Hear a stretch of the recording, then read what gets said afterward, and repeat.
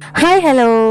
ആർദ്രയുടെ കല്യാണത്തിനടുത്തൊരു കുഞ്ഞ് ഗെറ്റഡി with me ഉണ്ട്. ഗെറ്റഡി with me എന്നല്ല, ഗെറ്റഡി വിത്ത് അസ് എന്ന് തന്നെ പറയാട്ടോ.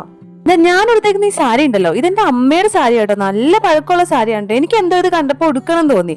പിന്നെ മേക്കപ്പ് എന്ന് പറയുന്നത് ബേസിക് ആയിട്ടുള്ളൂ. സൺസ്ക്രീൻ, നമ്മുടെ മോയിസ്ചറൈസർ, അത്രയൊക്കെ ഉള്ളൂ കേട്ടോ.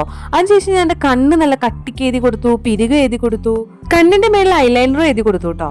ഇനി മുടിയുടെ കാര്യം, തലേ ദിവസം അങ്ങനെ കെട്ടണം ഇങ്ങനെ കെട്ടണം എന്നൊക്കെ ആദ്യമേ ചിന്തിച്ചു വെക്കൂട്ടോ. പക്ഷെ ലാസ്റ്റ് ഇതാ ഈ ഒരു ഹെയർ സ്റ്റൈൽ തന്നെ വന്നെത്തൂട്ടോ.